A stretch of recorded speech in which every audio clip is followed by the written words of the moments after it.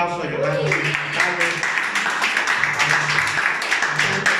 Que nos está viendo a través de las redes sociales, ¿no? ¿Quién ahí? Para mandarles saludos. Rodolfo. Rodolfo, vecino, ahí está mi vecino. Rodolfo, un abrazo. ¿Quién más? Celia. Chelly, Dios te bendiga. Qué bueno que estás viéndonos en esta tarde. Alicia. Hermana Alicia, gracias a Dios. Un saludo hasta Patlaco. Y ya nada más, ¿verdad? Creo que los demás ahorita todavía están esperando que acabe lo que callamos las mujeres para poderse conectar. Pero bueno, hermanos, hoy es un día especial porque hoy se termina nuestro estudio del libro de los jueces y algunos pueden decir, ay, al fin ya tanta pedrada, pastor, estaba muy tremendo todo esto del libro de los jueces. Y sí acabé, a veces empiezo, dice no, a veces empiezo y no termino las series, pero ahora sí me las acabé todas, ¿verdad?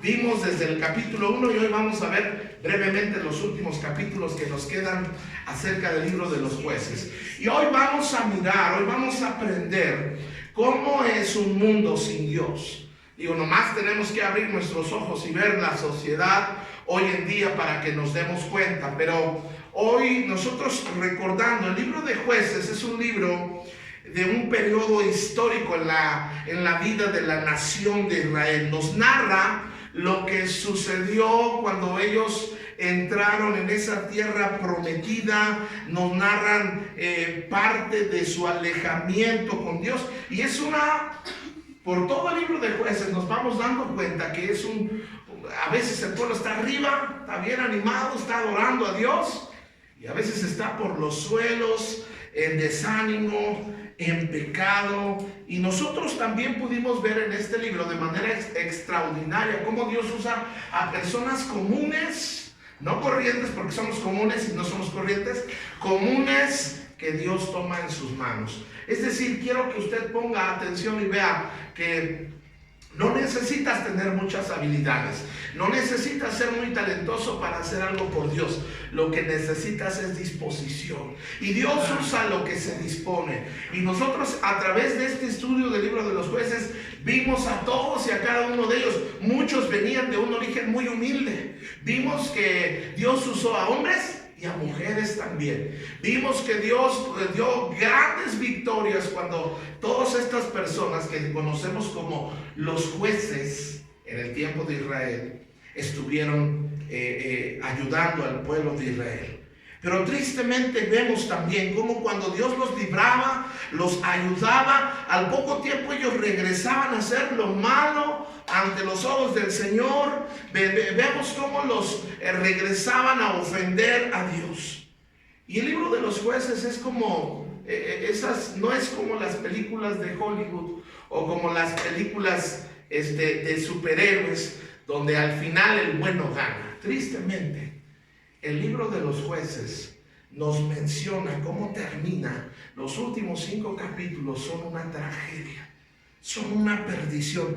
Pese a que tanto Dios les había hablado, tanto Dios los había reprendido, tanto Dios los había librado, ellos seguían obstinados en seguir alejados de Dios. Y el libro de los jueces me llama mucho la atención porque se parece mucho a nuestro país. En aquellos momentos Israel vivía violencia, vivía caos, vivía desorden, vivía inmoralidad. Y hoy es el caso de nuestro México. ¿Cuántos amamos a México?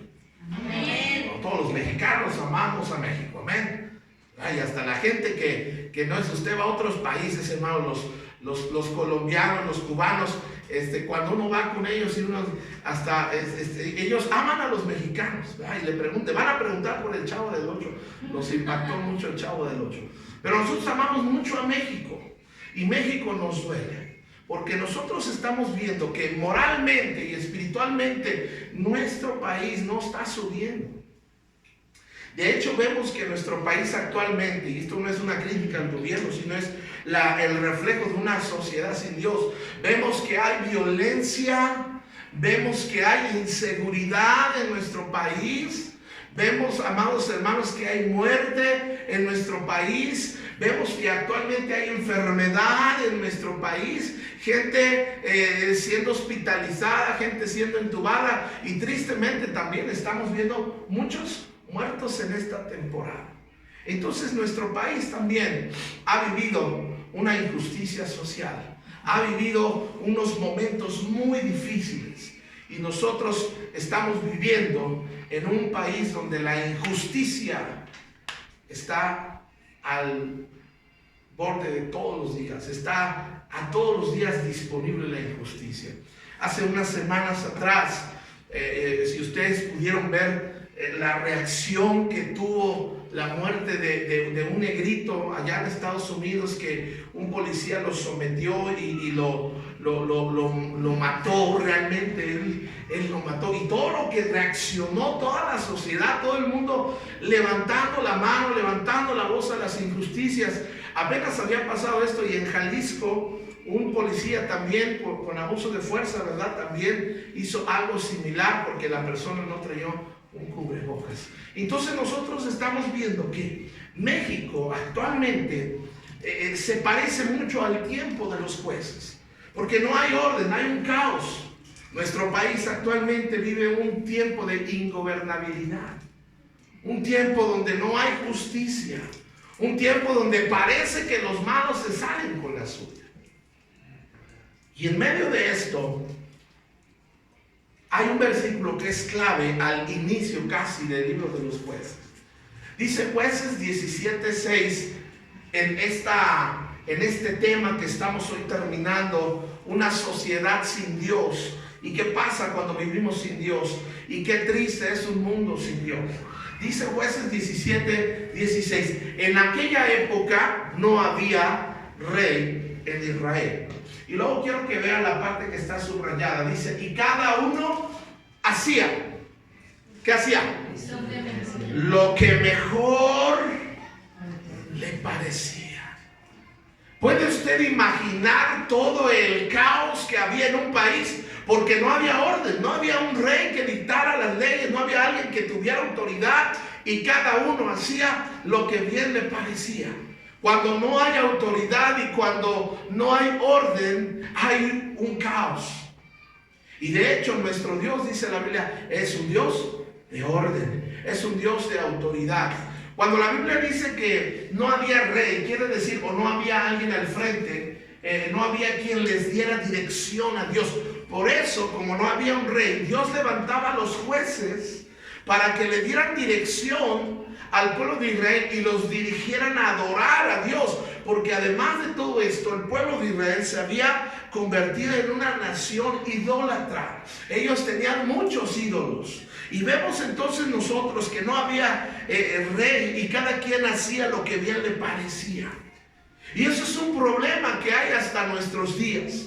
Cuando usted y yo vivimos como nosotros queremos y hacemos lo que mejor nos parece, sin tomar en cuenta a Dios. Hoy en día las familias están de cabeza porque cada quien quiere hacer lo que bien le parecía. Entonces nosotros vamos viendo que había un problema de autoridad, había un problema de dirección. ¿Se imagina qué terrible sería la familia? ¿Dónde quedaría la familia si no hubiera un orden? Y me temo que en muchos hogares hoy en día, a lo largo de nuestro país, a lo largo y ancho de nuestro país, hay muchas familias que no tienen orden y que cada uno hace lo que bien le parecía. Muchas veces no tomamos en cuenta a Dios. Otra vez, amados hermanos, siempre que nosotros hacemos nuestra soberana voluntad, esto va a traer problemas, esto va a traer dolor, esto va a traer fracaso, esto va a traer pobreza, porque el no tomar en cuenta a Dios es un pecado grave. De hecho, dice ahí la palabra de Dios que hay camino que al hombre le parece bien, pero su camino es camino de muerte. ¿Cuántas decisiones? Miren, y muchas veces hoy mismo lo he mencionado en otros mensajes, pero cabe mencionar. ¿Cuántas veces hemos tomado decisiones que ni le preguntamos a Dios, ni tomamos en cuenta a Dios, ni estamos pidiéndole su opinión a Dios? De hecho, cuando Dios a veces nos confronta y nos dice que no, a veces nosotros rechazamos sencillamente el consejo de la palabra de Dios. Entonces vemos, hermanos, que como no había dirección, cada uno literalmente se había convertido en su propio Dios. Y vamos a empezar viendo en el capítulo 17 que nos va a hablar de la historia de un muchacho que se llamaba Micaías. ¿Cómo se llamaba este muchacho? Micaías. Qué nombre tan feo. Le hubieran puesto Mauricio, o Rafael, o Luis, pero le pusieron Micaías.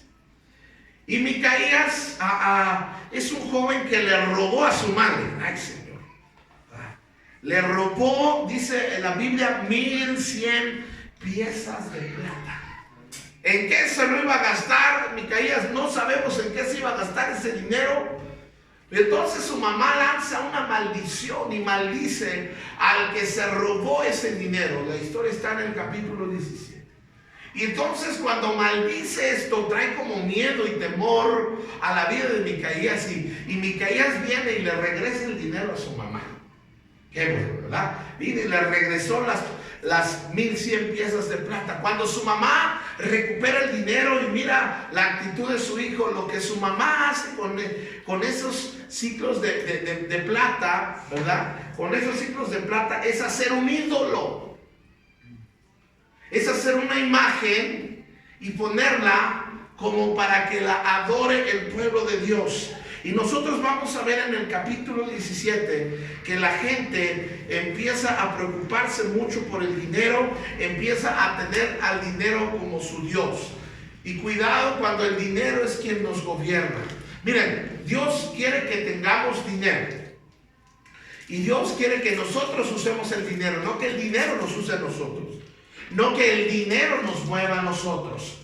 ¿Se ha puesto a pensar cuántos pecados se cometen para obtener dinero? ¿Dinero ilícito? ¿Dinero que no es bien habido? Miren, de las personas que trabajan de una manera honesta, algunos salen y venden en el metro, algunos venden algunos otros productos, algunos salen a trabajar todos los días, algunos tienen trabajos tan pesados. Pero se ha puesto a pensar cuánta gente obtiene dinero de manera ilícita y de manera fácil. ¿Sabe qué es el problema de la prostitución actualmente? Muchas mujeres, en vez de trabajar en una fábrica, en vez de hacer una casa, en vez de buscar y luchar por otro lado, se les hace más fácil, mejor pararse en una esquina y cobrar por tener relaciones sexuales. Ese es dinero fácil. El narcotráfico se ha hecho millonario. Todos los sicarios se han hecho millonarios. ¿Por qué? Porque es un dinero fácil, es un dinero que no implica tanto trabajo como una persona que honestamente se está ganando el sustento con el sudor de su frente. ¿Cuántos pecados, cuántas cosas se hacen a cambio de dinero? Esto es algo terrible. El dinero se había convertido en algo importante en aquellos días. Y entonces viene un levita. Los levitas eran la tribu que Dios había designado para que sirvieran en las cosas sagradas, en las cosas del templo. Pero este es un levita con el corazón medio chueco. Este es un levita codicioso. Este es un levita que lo que quería era dinero. Porque cuando le hace este ídolo, Micaías le ofrece trabajo a este levita que va pasando y que saben que es levita, que saben que es un posible, lo pueden poner como sacerdote, porque un levita podía llegar a ser sacerdote. Y entonces Micaías le ofrece dinero al levita y el levita le dice, bueno, ¿qué quieres que yo haga? Y le dice, mira, yo quiero que tú seas sacerdote. Yo quiero que tú seas el sacerdote de mi familia y de este ídolo. Quiero que tú prediques este ídolo. Quiero que tú reverencies a este ídolo y lo prediques y lo enseñes a mi familia. Y este levita empieza a corromper su fe y su ministerio. Y empieza a promover y a predicar a este ídolo que lo habían hecho. Era un ídolo que los artesanos habían construido con plata. Y vemos entonces que este levita empieza a amar el dinero. Y empieza a promover un ídolo falso. Miren, amados hermanos, las culturas del mundo por naturaleza, culturalmente hablando, todas las culturas del mundo desde tiempos muy antiguos han levantado dioses, han levantado imágenes. Pero la palabra de Dios dice que la idolatría, ahora, ¿qué es un ídolo? Un ídolo no solamente es una imagen religiosa a la cual la gente le ora o le reza. Un ídolo es todo lo que ponemos antes que a Dios. Y hay muchas cosas que podemos llegar a poner. Un negocio puede llegar a ser un ídolo. Una pareja, un hombre, una mujer puede llegar a ser un ídolo. Los hijos pueden llegar a ser un ídolo. Los nietos pueden llegar a ser un ídolo. Un deporte puede llegar a ser un ídolo. ¿Qué acaso Dios está en contra de todo eso? No. De lo que está en contra es que hagamos todo eso antes que a Dios. Que le demos más amor y celo que a las cosas que tienen que ver con Dios. Uno de los pecados que hace enojar a Dios, de todos los pecados que hay, es la idolatría. La Biblia dice en Éxodo 20, no te harás imagen. No te harás imagen ninguna semejanza de lo que está arriba en el cielo, abajo de la tierra, ni en las aguas, debajo de las aguas. Dice, no te inclinarás a ellas ni las honrarás. Pero había idolatría en aquellos días. Otra vez el pueblo está regresando y está dejándose controlar por el dinero. ¿Qué dice en 1 Timoteo 6, verso 10? Dice, porque raíz de todos los males, ¿qué es, hermanos? El amor al dinero. No dice que el dinero es malo. Si tú piensas que el dinero es malo, pues nos vamos a la salida y yo te lo puedo guardar. No, el dinero no es malo. Lo malo es amar al dinero. Ahora, cuando estoy hablando de amor al dinero, no estoy hablando de, hermanos, de que le digas al de 500, ay, quien te quiere, chiquito, sino de lo que el dinero te puede comprar. Nuestras convicciones no se venden, nuestra pureza no se vende, nuestra fe no se vende. Todo lo que Dios nos ha dado no es posible que esté en venta. Sin embargo, en aquellos días había un amor al dinero, había un amor a los ídolos. Y luego vemos otra historia, ¿verdad? Ahí mismo con este levita, dice Jueces 19:22. Mientras pasaban un momento agradable, algunos hombres perversos de la ciudad rodearon la casa y golpearon la puerta. Ahora, este es otro levita, antes de que lea el versículo. Ahora, quiero que vean cómo ese primer levita que estaban encargados de las cosas sagradas, de las cosas de Dios, su corazón andaba chueco y andaba, en vez de amor al Señor, tenía amor al dinero. Estaba dispuesto a vender su fe y sus convicciones por dinero. Y luego vemos otro levita, y este levita, y decía un hermano, yo soy levita, sí, pero levita al trabajo, levita al aseo, levita al es otra cosa. Pero este levita estaba casado, y por alguna razón su mujer le es infiel. La Biblia no nos dice por qué, no nos dice si se fue porque la maltrataba, no nos dice si se fue porque el otro muchacho estaba más guapo, no nos dice nada. Ahora, ahorita vamos a ver un poco del corazón de este otro levita, y otra vez los levitas eran los encargados de servir en las cosas sagradas, de predicar, de llevar a cabo las ceremonias. Y este levita se casa y la esposa le es infiel, y cuando le es infiel, la esposa lo deja y se va a la casa de su papá. Entonces el levita va con ella, ¿verdad? A hablarle, y le habla de manera amorosa y la trata de convencer, y entonces la mujer accede a regresar con él. Y mientras van de regreso a su casa, ellos se paran en una ciudad, en un pueblo, y en aquellos días no había hoteles, y entonces al pararse, la costumbre era llegar al centro del pueblito de la ciudad, y ahí la gente que era nativa de ahí ofrecía hospedaje a los viajeros. Y un viejito, un hombre, les ofrece hospedaje a este levita y a su esposa, que van de regreso a casa después de haber enfrentado una infidelidad, después de aparentemente haber hecho las paces. Pero vean lo que va a pasar ahí. Dice ahí, en Jueces 19:22, mientras pasaban un momento agradable, algunos hombres, ¿cómo eran esos hombres? Eran perversos. de la ciudad rodearon la casa. Están hablando de la casa donde está el viejito que los invitó a pasar, el levita y su esposa. Dice, y golpeando la puerta le gritaban al anciano dueño de la casa. Fíjese, ¿dónde ha visto esta escena? Saca al hombre que llegó a tu casa, queremos tener relaciones sexuales con él. ¿Dónde hemos visto una cosa similar a esta? ¿En qué parte de la Biblia? En Sodoma y Gomorra, muy bien. Donde dice que se acuerda que llegaron los ángeles y los visitantes y que era tanta la perversidad, era tanta la maldad y la enfermedad mental, sexual en sus cabezas, que querían tener sexo con los visitantes, con los ángeles. Ahora estos están rodeando la casa y quieren tener relaciones con el levita. Obviamente el levita se espanta y no dice que tocaron, sino nos presentas al muchacho que llegó. No, están golpeando, ¿verdad? Están feroces, están desenfrenados. Y nosotros podemos ver otra vez. Fíjense cómo está terminando el libro de los jueces. Está terminando con gente que no tiene convicciones de la fe verdadera, que se vende al mejor postor. Está terminando con amor al dinero, con amor a los ídolos. Pero ahora también vemos que esto pertenece a la tribu de Benjamín. Hay una perversidad. Vemos que había entonces perversión sexual. ¿Puede usted imaginar este momento donde todos están dormidos, descansando y de repente quieren sacar al hombre? Ahora, Sodoma y Gomorra eran de otra, eran perversos. Ellos no eran de parte del pueblo de Dios, ¿se entiende?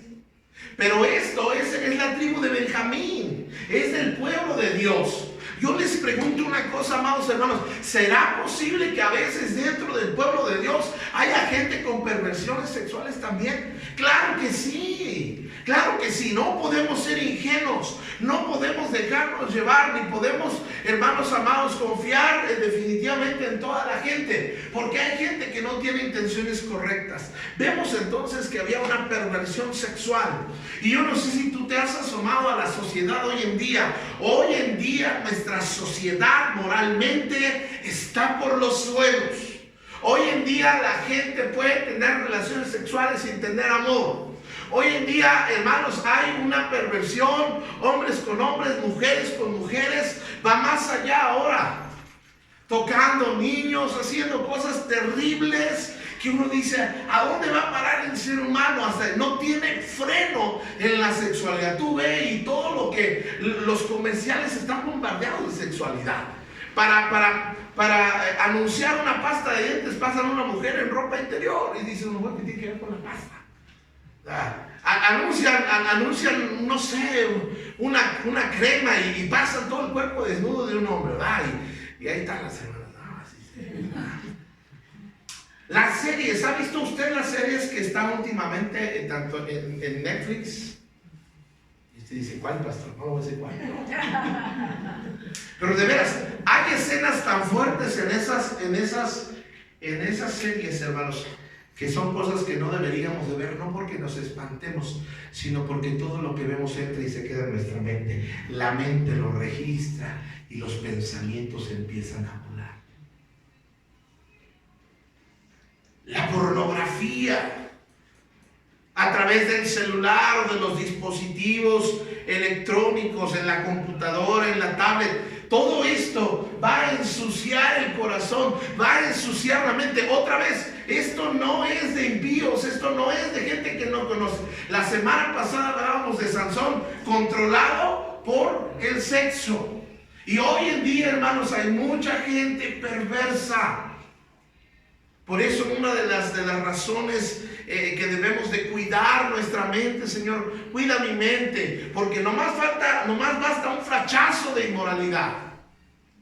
Había una perversión dentro del pueblo de Dios, un desenfreno moral, ya no había moral. Antes, aquí en nuestro país, siempre en Europa, siempre en Estados Unidos, la gente ha sido más liberal. Pero nuestro querido México no se queda atrás. Hoy es muy natural ver a dos bigotones besándose en el metro. Hoy es muy natural natural y cada vez la sociedad lo va aceptando más. Y hermanos, la Biblia, la palabra del Señor dice que nosotros tenemos que ser diferentes. ¿Sí me están entendiendo? Nosotros, nuestro clamor, amados hermanos, miren, nosotros deberíamos orar para que nuestros hijos tuvieran relaciones sexuales hasta que se casen. Y yo sé que por la modernidad, y yo sé que queremos ser modernos, y yo sé que queremos ser open mind, para los que no hablan inglés es mente abierta. Pues pastor, ¿qué tiene de malo? Pues, ¿qué tiene de malo? Pues que empiezan a experimentar cosas que, miren, el sexo Dios lo hizo, lo bendijo, lo inventó dentro del marco de un matrimonio. ¿Saben a cuántas cosas se pueden exponer nuestros hijos al experimentar? Ahora usted dice, pastor, pues yo de joven, yo de jovencita, pues le entraba al contrario y no pasó nada. Por la gracia de Dios, eran otros tiempos. No había tanta maldad, no había tanta perversidad, ni había tantas enfermedades como las hay ahora. Nosotros debemos de motivar, de incentivar a nuestros hijos. Hijo, cuídate. Y cuando te estoy diciendo cuídate, no estoy diciendo que te tengas un preservativo, sino que guárdate. Yo sé que suena ridículo, yo sé que suena prosaico, yo sé que suena eso. Ay, pastor, no manches, ya. Estamos en pleno 2020, pastor, déjenlos que vayan entrenaditos. Pero eso les va a acarrear problemas después. Eso se llama fornicación. Entonces nosotros vemos que esto estaba pasando dentro del pueblo de Dios. Y luego sale el viejito, el anciano. Y miren lo que les dice. Dice, el dueño de la casa salió y les dijo, no, hermanos míos. Luego se ve la ternura y la falta de valor del viejito. ¿Cómo hubieran salido ustedes? ¡Hola! ¡Vámonos! Echarles agua para que se les quite de la... Pero sale el viejito y dice, hermanos míos, porfa. Dice, el dueño de la casa salió y les dijo, no, hermanos míos, no seáis tan viles, pues este hombre es mi huésped, no cometan con él tal infamia. Y luego mire lo que parecía buena gente el viejito, pero no era muy inteligente. Dice, miren, fíjense lo que les propone. Miren, aquí está mi hija que todavía es virgen. Y luego hasta toma en cuenta a la mujer. Y aquí está la concubina de este hombre. Las voy a sacar ahora ¿para qué? Para que las abusen y con ella hagan lo que bien les parezca con pero con este hombre no cometan tal infamia. Vemos que había inmoralidad, pero vemos que había falta de protección paternal. Fíjense lo que está haciendo este hombre. Estaba el vecino, bueno, digo, hermanos, no es que debemos de ser egoístas, pero a que abusen del visitante que no conozco, que no sé ni de dónde viene, ni a qué se dedica, a que abusen a mi hija, pues, inquilino, discúlpame, pero yo tengo que cuidar. Sí me están entendiendo, yo tengo que cuidar a mi hija. Pero vean la falta de sabiduría. Yo me temo, amados hermanos, que muchas veces como padre estamos siendo faltos de sabiduría. Otra vez, por eso es que había una falta de protección paternal. Y hoy, amados hermanos, en nuestra sociedad hay una falta de protección paternal. La gente que se acerca a nuestros hijos e hijas debe saber que tienen un padre o que tienen una madre que los va a defender, que los va a cuidar, que no va a permitir que abusen de ellos ni física, ni verbal, ni psicológicamente de ellos. ¿Sí me están entendiendo? Amén. Los padres tenemos que cuidar. Si no los cuidamos nosotros, ¿quién los va a cuidar? Si no los defendemos nosotros, ¿quién los va a defender? Había una falta de protección paternal. ¿Puede usted imaginar a este hombre ofreciendo a su hija, a estos hombres, además perversos? No importa si tus hijos no tienen a su papá físico ahí, debe estar ahí la madre, ¿verdad? Y ahora sí que como dice esta mujer que canta con uñas y dientes, valiente en cualquier lugar. Pero nadie va a abusar de mi hija, nadie va a maltratar a mi hija. Escúchenme bien, papás, porque hay una violencia hoy en día de género a veces. Y a veces hay hombres que se sienten machos, que son más afeminados que nada, porque solamente un afeminado golpea a una mujer no se le golpea. Y si un día tu hija, aunque esté casada, ese hombre llega a golpearla, debe de saber que tiene a papá y mamá que los van a defender. ¿Alguien me está escuchando? Y si tu hijo es de los que golpea, mamá, no andes alcahueteando al hijo. Una ocasión escuché a una mujer que le dijo a su nuera, es que tú lo provocas. Los padres estamos para proteger a nuestros hijos. Yo les invito a que no seamos ingenuos. Yo no sé qué día les decía, si yo tuviera una hija y viniera un muchacho y yo el domingo en la tarde les dije, le diría, ¿tú qué intenciones traes con mi hija? Veo que la subes, veo que la bajas, ¿a qué te dedicas? ¿Quién eres? ¿Quién es tu papá? ¿Quién es tu mamá? De entrada, no debemos de juzgar por lo que se ve, pero a veces luego el Espíritu Santo dice, este cuate es un maldito que no merece a mi hija. ¿Sí me están escuchando, hermanos? Ay, el pastor es muy... No, hermanos, cosas peores ellos en la televisión. Uno debe estar consciente, hermanos. No le vayas a dar tu hija a un perverso. Y también a las mujeres, hermanas, sus hijos son sagrados, son especiales. Yo sé que usted los ve bien guapos, aunque no estén bien guapos, usted los ve modelos. Y los debemos de cuidar no porque sean guapos o feos, sino porque son especiales y Dios se los dio.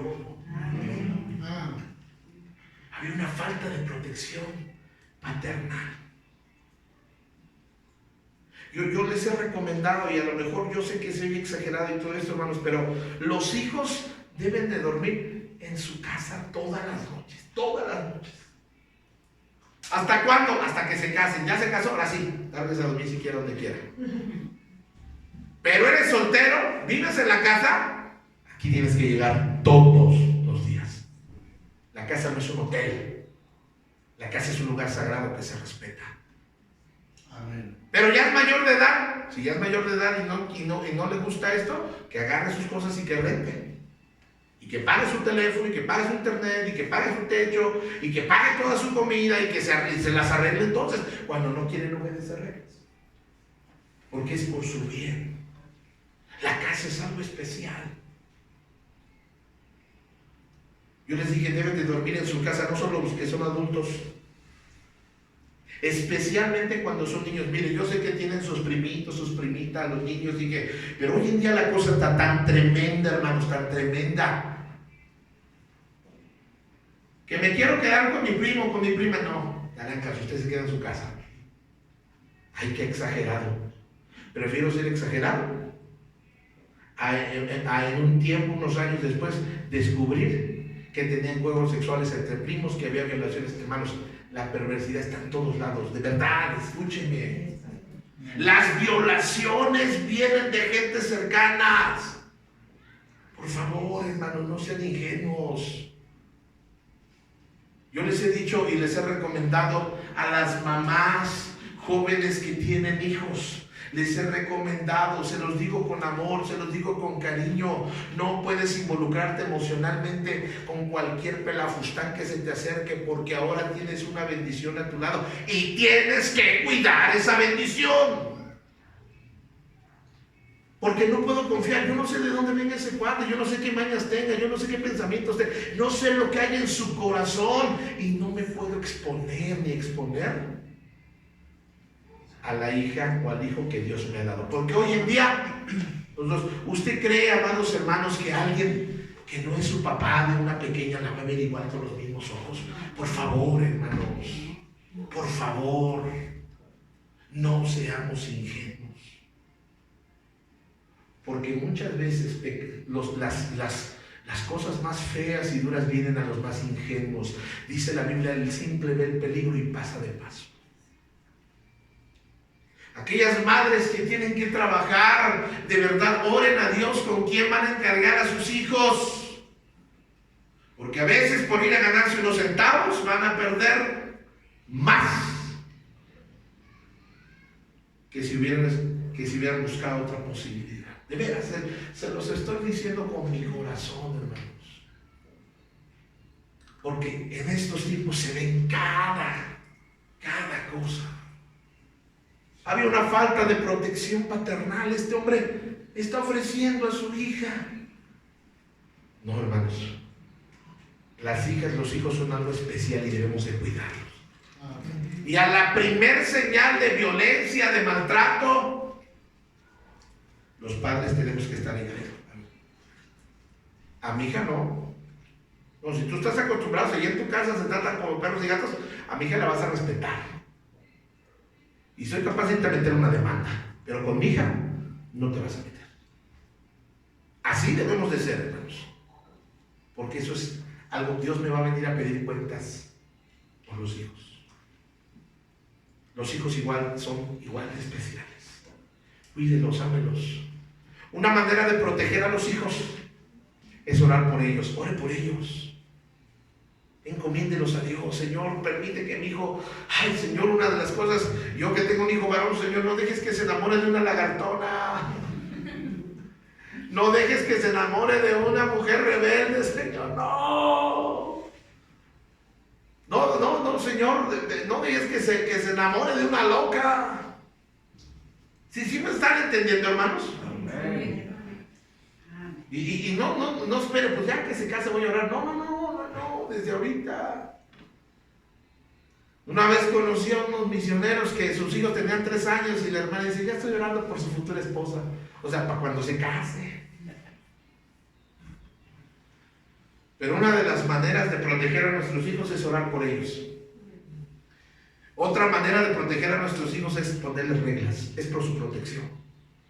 ¿Usted ha visto cómo en la carretera, en la autopista o en las avenidas hay un límite de velocidad? Porque si exceden, si pasan el límite de velocidad pueden provocar un accidente a sus vidas y a otros. Las reglas han sido establecidas para bendición de nuestra vida. Los mandamientos no son reglas para limitar la felicidad del ser humano, sino todo lo contrario. Una persona que no tiene límites se va a convertir en un monstruo o una monstrua. Las reglas son para protegerlos. ¿Cómo los protegemos? Disciplinándolos también. Amén. Nosotros a veces tenemos la idea de que no, es que yo siento feo disciplinarlo. Escúchenme bien, a veces es necesaria la disciplina. Miren, siempre en esto hay 2 extremos. Está al que se lo surtieron y le pegaron demasiado, y eso es abuso. Y al que no les pega para nada, porque dígame si no, a veces sí merecen una buena cachetada a nuestros hijos y nuestras hijas. La verdad, hermanos, con todo. Digo, no estoy hablando de que los vas a golpear con tubo y que los vas a quemar los pies con gasolina y órale, siempre. Pero a veces se pasan de insolentes y de contestones, hermano. A veces nuestros hijos nos hablan como si fuéramos nosotros sus amigos. No soy tu amigo, soy tu papá, soy tu mamá. A mí me respetas. Amén. ¿Sí me están entendiendo? Algunos me están viendo como, quién sabe qué cara están poniendo allá. La gente que está ahorita en el sillón está. Pero es por su bien, amados hermanos. ¿Sí me están entendiendo? Esto no lo vas a escuchar en la televisión. Pastor, es que si les pego los voy a traumar. Ahora todo trauma. No. La palabra dice, disciplínalo en tanto que hay esperanza. Digo, está bien, hablemos con ellos, pero a veces necesitan tierrita. Pero bueno, como ya vi que ese no les gustó, vamos al punto que sigue. Dice que había falta de protección paternal porque este señor está ofreciendo a su hija. Pero no solamente eso. Fíjense lo que sigue diciendo. Aquellos hombres perversos no quisieron hacerle caso. Así que el levita tomó a su concubina, que era su esposa, y la echó. ¿A dónde la echó este hombre? A la calle. Y los hombres la violaron y la ultrajaron toda la noche, hasta el amanecer. Ya en la madrugada la dejaron ir. Y vemos en cuarto lugar que había falta de protección conyugal. El hombre estaba para proteger a su mujer. El hombre estaba para traer cuidado a su mujer. Y este hombre tiene tanto miedo de que tal vez le van a hacer algo a él, que saca a su mujer, la avienta para que le hagan lo que quieran. Y la Biblia dice todo lo que le hicieron. No nos dice cuántas personas. Pero esto es algo terrible. Y todo esto tiene que ver, todos estos problemas que estamos viendo tienen que ver cuando una persona se aleja de Dios. Cuando nos alejamos de Dios, perdemos todo sentido de lo que es bueno, recto y correcto. Cuando nos alejamos de Dios, la perversidad se nos hace normal. Sin Dios en nuestras vidas, perdemos el equilibrio de lo que es correcto. Este hombre estaba para proteger a su mujer, para cuidar a su mujer. Y ahora quiero otra vez decirles, este era un levita.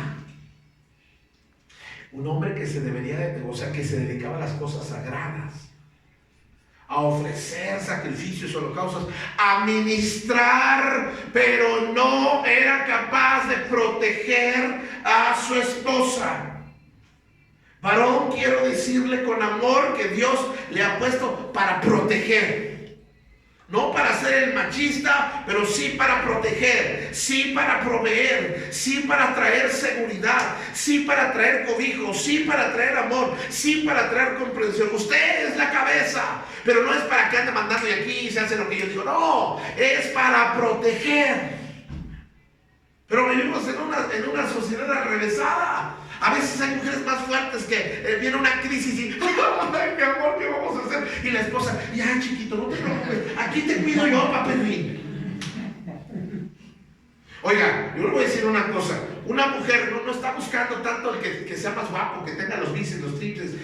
Una mujer no está buscando a alguien que tenga mucha lana, mucha feria. Una mujer está buscando un hombre que dé protección, seguridad, que sea seguro de lo que va a decidir. No de que, pues no sé,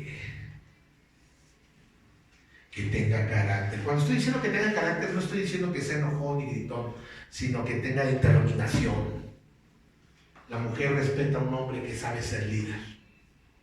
Fíjense, no estoy diciendo que sea macho ni machista, porque el hombre parte de lo que... Fíjense cómo desde el inicio de la creación Adán no supo reaccionar. Cuando Dios viene y le pide cuentas a Adán, ¿quién te enseñó que estabas desnudo? ¿Qué te digo, Señor? La mujer, y le echó la culpa a Eva. Y Eva, ¿quién te enseñó? La serpiente. Y la serpiente fue la que se amoló, porque esa no puede echarle la culpa a nadie. Pero óigame bien, varón, usted está para proteger. Usted está para proveer, usted está para entender, para amar, para cuidar. Usted es el que debería de sentar a la familia para orar, no la mujer que la familia y vamos a orar. Ahora sí vas a ir a la iglesia, papá. Estoy yo en contra de que la mujer le diga a su esposo, mi hijo, no es tu hijo, es tu esposo. Porque pues luego por eso es como un niñote. Ahí están los hijos y el niño mayor, ¿verdad? Falta de protección conyugal. Al otro día, vean lo que sucede, ¿verdad? Dice que el hombre está para inspirar fe, confianza, no para inspirar miedo. Habían perdido todo valor humano. Estos hombres eran perversos. Ya no miren si hombre, si mujer, lo que caiga, lo que sea. eran personas que habían perdido el sentido de lo correcto. Luego miren cómo lo que sucedió. Dice, despuntaba el alba cuando la mujer volvió. La pobre pudo aguantar. La Biblia no nos dice cuántos hombres estaban alrededor, ni cuántos hombres la lastimaron. Pero la Biblia dice, despuntaba el alba cuando la mujer volvió y se desplomó a la entrada de la casa donde estaba hospedado su marido. Y ahí se quedó hasta que amaneció. La pobre mujer, como pudo, llegó hasta la puerta. Yo imagino esta escena tan triste, terrible. Como puede, con la fuerza que les quedó, va y se cae en la puerta de donde estaba hospedado. Por la mañana se levantó, su marido se levantó y abrió la puerta de la casa dispuesto a seguir su camino, y vio allí a su concubina tendida a la entrada de la casa y con las manos en el umbral. Y fíjense lo que le dice: levántate, vámonos. O sea, qué poca conciencia, qué poco amor, ni a un animalito. O sea, en vez de que le pregunte, oye, ¿estás bien? Vamos a ver, ¿qué pasa? O sea, él evidentemente sabía que había pasado, pero esperas que ella, por lo menos, no me defendiste, pues por lo menos consuélame. Pero le dice, levántate y vámonos. Pero no obtuvo respuesta. Y no obtuvo respuesta porque la mujer llegó como pudo, arrastrándose a la puerta, y ahí murió. Entonces el hombre la puso sobre su asno y partió hasta su casa. Había una frialdad en este hombre, una indiferencia en este hombre. Y no vamos a terminar la historia porque es larga. Cuando el hombre llega a su pueblo, a su casa, toma el cuerpo de esta mujer que fue su esposa y la parte en 12 pedazos y manda un pedazo a cada tribu, porque eran 12 tribus del pueblo de Israel, para contarles lo que les había pasado en medio de esto. Y entonces nosotros vamos a ver que el abandonar a Dios nos lleva a una sociedad que defiende la injusticia.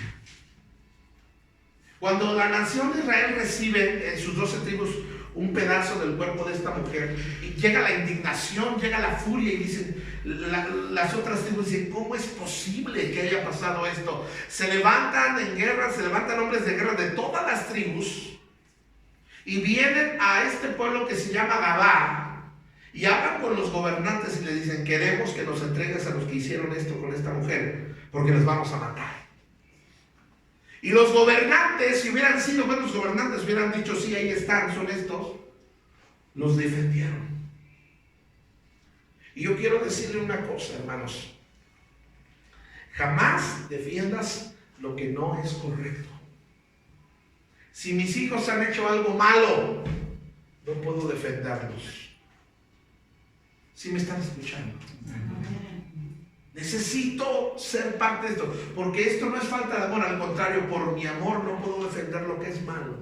Tengo que hacerte responsable de todo lo que haces, de todo lo que dices. Hijo, hija, todo lo que hacemos tiene una responsabilidad. Porque si yo encubro el pecado, la maldición de Dios viene a mi vida. Yo no puedo estar de acuerdo con la injusticia. De hecho, dice, ay de los que a lo malo llaman bueno y a lo bueno llaman malo. Hoy en nuestros días, muchas cosas malas son llamadas como buenas. Y ahora lo bueno es anticuado, no es funcional. Es fanatismo. Y la nación se indigna y la tribu, y entonces dicen, entrégalos a esos hombres, y no los entregaron, y entonces dice toda la nación, está bien, entonces vamos a matarlos a todos ustedes. Y empiezan a entrar en guerra, y empiezan a entrar en conflicto, y vemos en el último lugar que eso trae muerte. Este pueblo pertenecía a la tribu de Benjamín, Y empieza la guerra y el primer día, escucho cuántos hombres murieron de ese pueblo. El primer día de guerra murieron 22,000 hombres. El segundo día de guerra murieron 18,000 hombres. Y el tercer día murieron 25,000 hombres. En total, dice la palabra de Dios, que fueron 65,000 hombres que murieron. Terminaron con el pueblo, quemaron el pueblo, no dejaron nada vivo en ese pueblo. Hombres, mujeres, niños, animalitos, todo quedó acabado. ¿Por qué? Porque esta nación, porque ese pueblo, perdón, estaba defendiendo la injusticia. Estaba defendiendo lo que no se puede defender. Por eso ese versículo, empezamos con un versículo que es similar, dice: en aquella época no había rey en Israel. Esto es de los últimos versículos, el último versículo. En aquellos días, así es como termina el libro de los Jueces. Así empezó. Y así terminó. Dios levantó hombres que querían dirigirlos a Dios, llevarlos a adorar a Dios, llevarlos a servir a Dios, llevarlos a vivir en paz, llevarlos a vivir en victoria. Pero cada uno escogió lo que bien le pareció. Así empezó y así terminó. En aquellos días, en aquella época no había rey en Israel. Cada uno hacía lo que le parecía mejor.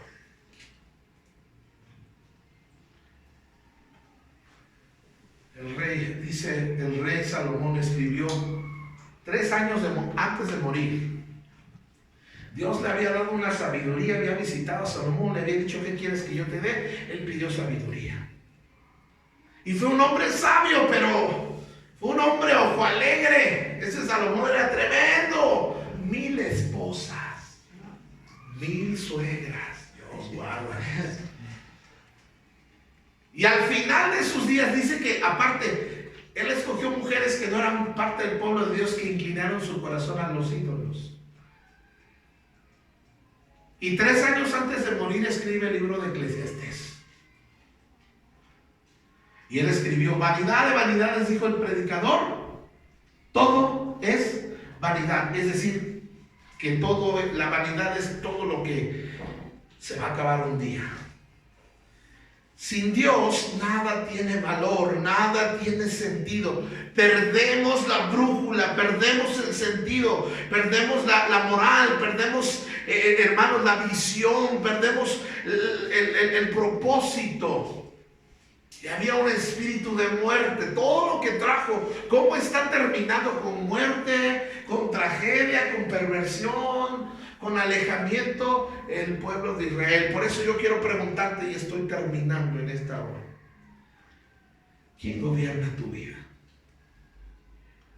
Porque el problema del pueblo de Israel era que no había rey en su vida. Y como no había rey, cada uno hacía lo que bien le parecía. Cuando Dios gobierna tu vida, Él va a gobernar tus emociones, tus sentimientos, tus decisiones, en qué inviertes, en qué no inviertes. Y la verdad es que cuando Dios te gobierna, no es para oprimirte, es para bendecirte. Amén. Deja que Dios gobierne tu vida. Mira, el problema que hemos tenido muchos de nosotros: fracasos, lamentos, pérdidas, malas experiencias, es porque no nos hemos dejado gobernar por Dios. Porque aún dentro de nosotros hay una especie de rebeldía de: no, yo no quiero. Dios, tú quieres esto, pero yo quiero esto. Dios está diciendo: yo no quiero esa persona para ti. No, Dios, es que yo lo quiero, es que yo la quiero, es que... ¿quién gobierna tu vida? No, es que yo voy a hacer esto, yo voy a hacer lo otro. Y no le preguntamos a Dios. Y por último, Dios me está esperando. Porque aunque termina con una tragedia, Dios nos deja la invitación a entregar nuestra vida a Él. Es una tristeza cómo termina el libro de los Jueces. que pese a ver a Dios tantas veces obrando, que pese a Dios viendo cuántas veces les ayudó contra sus enemigos, les contestó sus oraciones, les dio bendición, los libró de la opresión muchas veces. Pero el pueblo terminó mal. Yo quiero animarte a que le empieces a dar un sentido diferente a tu vida, que te dejes gobernar por Dios, que dejes que tus emociones, que tus sentimientos, que tu familia la gobierne Dios, porque Él sabe mejor qué es lo que necesitamos. Quiero invitarle a cerrar un momento sus ojos y vamos a orar. Ya terminamos.